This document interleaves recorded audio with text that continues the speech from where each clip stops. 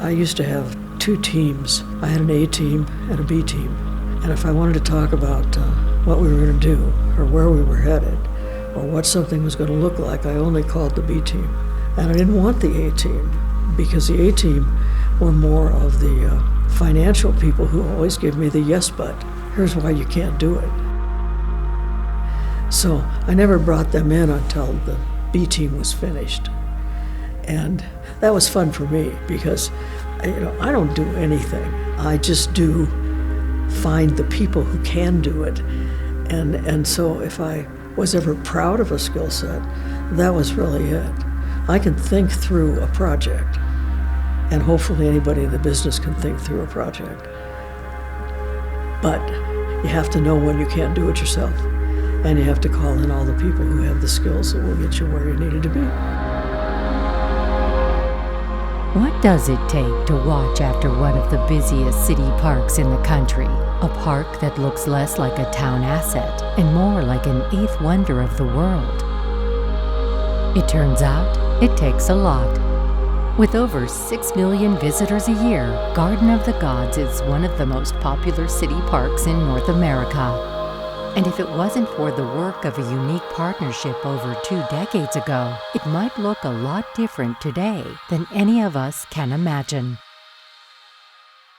I met Nancy several times along the way, and this is this is something that not many people know, and they may hold this against Nancy.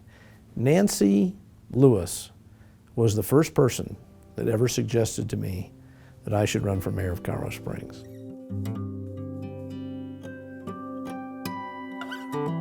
I don't think there's going to ever be anybody who's going to run the Parks Department in the city of Colorado Springs that's not going to have to deal with the legacy that Nancy Lewis has left.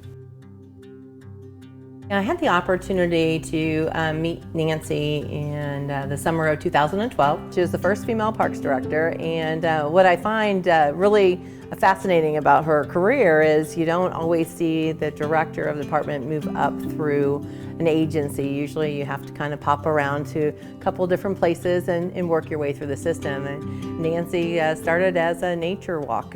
She was a rec leader out there taking kids, 4th graders on nature walks, and worked through just about every job within the Parks Department and the Rec Department at that time. And it's just fascinating to see her move through and be so successful and then continue to have such a passion for what we do. In the late 1980s, Colorado Springs was struggling to keep up with the demands of visitor traffic in its crown jewel park, Garden of the Gods. The original terms of the donated land did not allow the city to charge an entry fee, so some revenue-generating model needed to be developed. After receiving significant public blowback for suggesting a visitor center within park bounds, a collaboration with philanthropist Lyda Hill began to open the possibilities of building a facility outside of the park.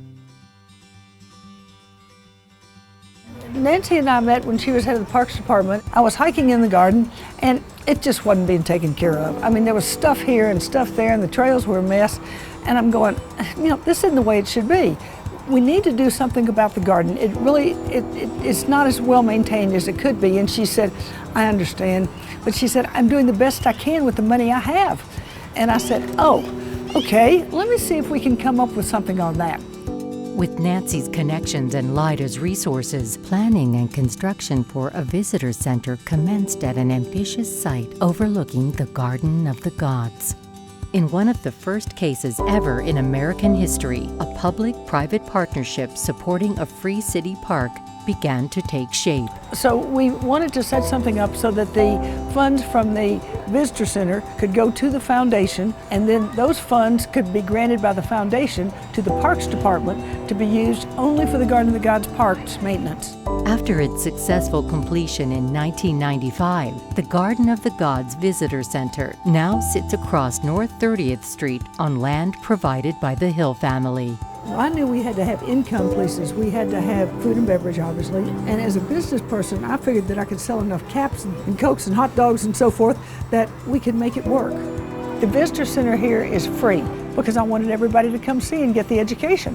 One of the things that Nancy and I identified early on that she kept pushing on me was the purpose of the visitor center is to educate people before they go in the garden.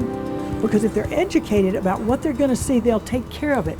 They won't mess it up. They won't be writing on things or doing things they don't want to do if they're educated. And that's worked out.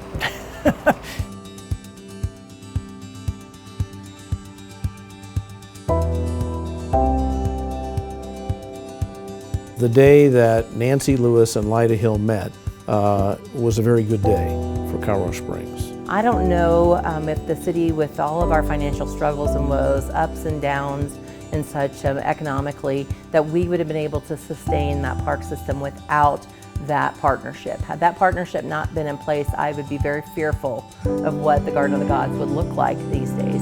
Well, I don't think there's any question that their collaboration in the Garden of the Gods is one of the great legacies that the Nancy-Lyda relationship leaves to our community.